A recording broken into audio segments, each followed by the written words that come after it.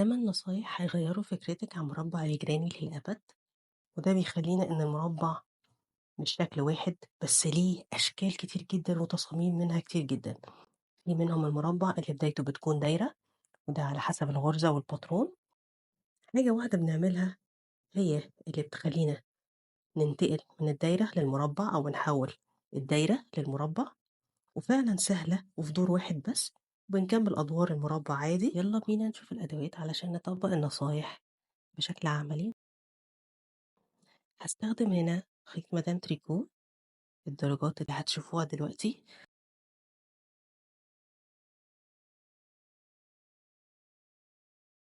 وهاستخدم إبرة 3 أقل درجة من الرقم المقترح للخيط، ودي هتكون أول نصيحة أو أول حيلة بسيطة علشان المربع يكون متماسك ومظبوط. نوصل للنصيحة رقم 2، وهي الدايرة اللي هنبدأ بيها المربع، واللي بيحدد هتكون دايرة سحرية أو 4 سلاسل ونقفلها بمنزلقة. هو الشغل نفسه اللي بنشتغله، وكمان شدة ايديكي لأنه في الضيق وفي الواسع. وده يخلينا نتكلم عن النصيحة رقم 3، وهي بديل سلاسل الارتفاع ال3 سلاسل. هعرض لكم هنا طريقتين جنب طريقة ال3 سلاسل علشان تشوفوا الفرق. طريقة رقم 1 هي ال3 سلاسل الأساسية. الطريقة التانية هي غرزة الحشو زائد 2 سلسلة. والطريقة التالتة اللي هي 2 غرزة حشو فوق بعض زي اللي أنا وريتها لكم قبل كده في فيديوهات سابقة كتير، هاسيب لكم الروابط بتاعتها تحت في صندوق الوصف.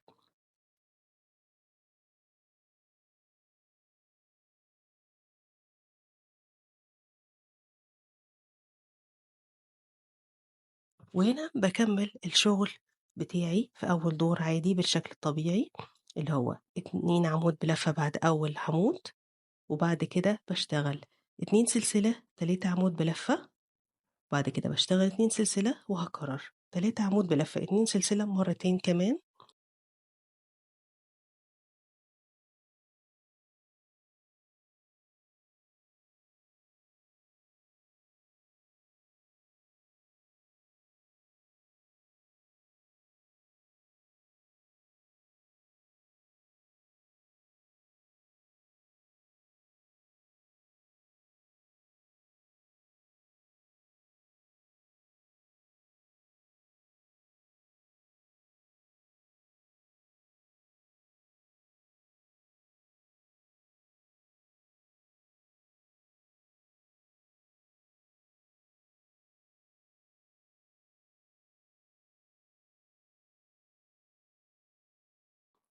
ولمّا نوصل لنهاية الدور في العادي بنقفل ب2 سلسلة وغرزة منزلقة، لكن ده هيعمل مشكلة في بداية ونهاية كل دور، وهتكون في ناحية من المربع مش مضبوطة مهمًا حاولنا نحلها. والحل بسيط جدًا وهيكون هو النصيحة رقم 4، نهاية أو قفلة الدور. هنعملها هنا هتكون بغرزة النُص عمود اللي هي بديل ال2 سلسلة. كده هنضمن إنه هيكون في نُص الفراغ ومش هنحتاج نعمل غرز منزلقة كتير علشان نوصل للفراغ الجديد أو الفراغ اللي بعده. وده يخلّينا نوصل للجزء اللي معظمنا مش بيحبه، تغيير الألوان وتشطيب الخيوط، وده دور النصيحة رقم 5، وهي إني لمّا بانهي بغرزة النُص عمود مش باقفلها بنفس اللون، وباللون الجديد باسحبه زي ما أنتم شايفين كده، وبابتدي الدور الجديد مع اللون الجديد بتاعي. تغيير وتشطيب الألوان ليه أكتر من طريقة، هنا أنا هاحط وأنفّذ أبسطها إن أنا باسحب اللون الجديد، وبعد كده ألِف اللون الجديد مع القديم مع بعض قدّام الإبرة، وأقفل عليها بسلسلة، أو على حسب باستخدم بديل الغرزة زي ما أنا وريتكم في النصايح اللي قبل كده. وهنا بالنسبة لي أنا هاشتغل اللي هي بديل ال3 سلاسل اللي هي 2 غرزة حشو فوق بعض، وباكمّل شغلي بالطريقة العادية. بعد أول عمود نفّذته مهمًا كانت الطريقة باعمل 2 عمود بلفة، بنكمّل عادي. وهنا كنا بنعمل 1 سلسلة علشان نتنقل من فراغ للتاني، وده مع الوقت والاستخدام مقاس الشغل نفسه بيختلف وبيتغير. فده يخلّينا نفكّر إن النصيحة رقم 6 هي أفضل حل أو حيلة علشان المقاس يفضل مضبوط والشغل متماسك، وهي إني ما أعملش 1 سلسلة مسافة، وأشتغل بدون مسافات خالص وأكمّل شغلي عادي، والنتيجة بجد هتبقى مفاجأة، مربع مضبوط ومتماسك من أول مرّة، ومش هتحتاجي كل شوية تفرديه مكان الحركة بتاعة إيدينا أثناء الشغل. هسيبكم هنا تشوفوا الشرح بالخطوات من غير ما اتكلم واشرح، علشان اللي بيحب يتابع ويركز في خطوات بالترتيب يقدر يتابع وينفذ مظبوط. وخصوصا ان في ناس عندهم شكاوي من المربع الجراني ما بيطلعش مظبوط، عدد الغرز بيزيد، الاضلاع بتقل، الاضلاع بتزيد. فكل الخطوات دي وكل النصايح دي هتحل لكم المشاكل دي ان شاء الله في خطوات بسيطة.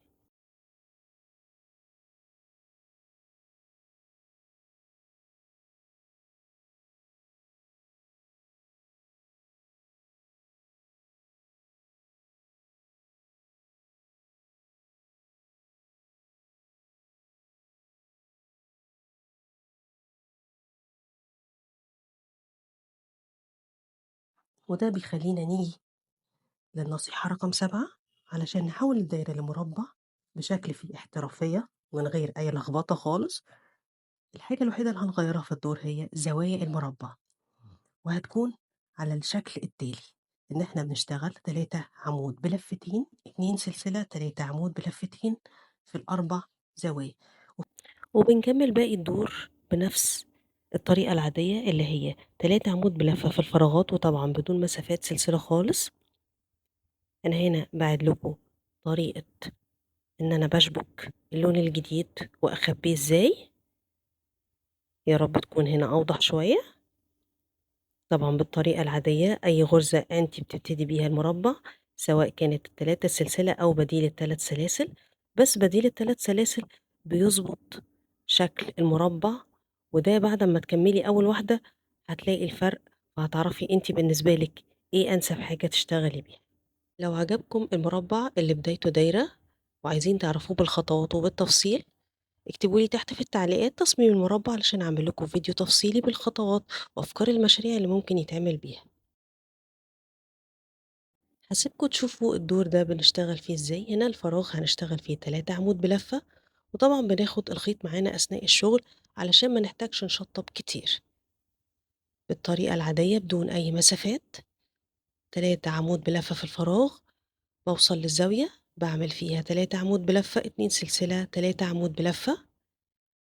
بكرر الموضوع ده كمان 3 مرات في 3 أضلاع الباقيين من المربع.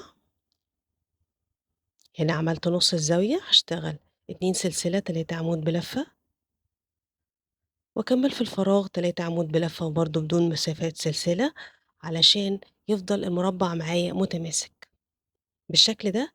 وبفضل أكمل لغاية ما أوصل للزاوية الرابعة وأقفلها بالطريقة المعتادة. لو أنا هكمل أدوار هقفلها بغرزة نص عمود علشان أفضل في نص الفراغ ومحتاجش أقفل بمنزلق كتير.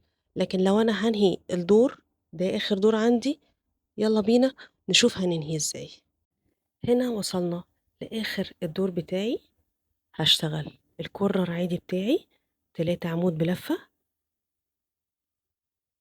وهنا وصلنا للنصيحة رقم 8 اللي هي هتبقى لتشطيب الخيط.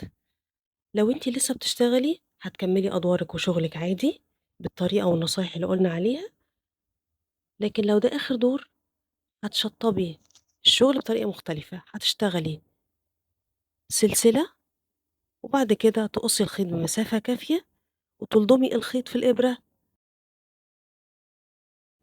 بالشكل ده كده، وبدخل تحت حرف الفي في العمود رقم 2 علشان أسحب منه الخيط وأقفل، وبعدين أرجع بالإبرة في نفس السلسلة اللي خرجت منها. أحاول أقرب لكم شوية يا رب تكون واضحة. بدخل الإبرة في السلسلة، بسحب الخيط بتاعي وأشده، بس بطريقة بسيطة، بلاش أشده قوي عشان ما تضيقش ويحافظ على نفس الشكل زي ما انتوا شايفين. بعد كده ببتدي أشطب الخيط بتاعي في أكتر من اتجاه علشان يبقى متأمن. هسيبكوا تشوفوا الطريقة، لأن مع الوقت والاستخدام الخيط ما يفكش منك لو انتي استخدمتي طريقة التشطيب في أكتر من اتجاه بالشكل ده كده. وطبعا انتي هنا مش هتلاقي نفسك بتشطبي خيوط كتير، يعني بتشطبي آخر دور وخيط البداية فقط لا غير. الزيادات اللي هتلاقيها هي بتقصيها لأن already هي أنتِ خفتيها أثناء الشغل وأنتِ بتشتغلي الأدوار بتاعتِك لمّا حطيتِ كل الألوان الخيط القديم والخيط الجديد قدّامِك في الشغل وخفتيه وأنتِ بتشتغلي الغرز، فهتقصي بس الزيادات في الأدوار، لكن خيط اللي هتشطّبيه هو خيط البداية اللي هو الدايرة السحرية أو السلاسل، بس أنا شخصيًا أفضّل الدايرة السحرية لإنها بتبقى أكثر أمانًا يعني، والدور اللي فوق هو بس الدور الأخير اللي هتشطّبيه زي ما أنا ورّيتِك علشان تبقى القفلة بتاعة الدور نضيفة ومتماسكة وشكلها حلو، وبعدين حتى لو عملتِ تشبيك هيبقى شكله أحلى. ده شكلها من الضهر زي ما أنتم شايفين ما فيش أماكن خيوط كتير، وده الوش بتاعها، وهنا ده مربع 4 أدوار. أنا هنا باوريكم الفرق بين 3 أدوار اللي إحنا نفذناه أثناء الفيديو واللي أنا كنت عاملاه 4 أدوار. متماسك مش محتاج أي حاجة، الخيوط متشطبة ونضيفة بنفس الطرق والنصايح اللي أنا قلت لكم عليها. ودايما تستخدموا النصيحة رقم 1 إبرة أقل درجة أو درجة ونص من الرقم المقترح في الخيط اللي هتشتغلوا بيه المشروع. وطبعا لو نفذتي نصيحة رقم 5 بتاعة الألوان مش هتلاقي تشطيب خيوط. هسيب لكم على يمين الشاشة فيديو لمربع الجراني. لو عجبكم الفيديو لايك للفيديو، اشتراك في القناة، شير لأصحابكم علشان يستفيدوا، وفعلوا جرس التنبيهات علشان يوصلكم كل جديد بينزل في القناة.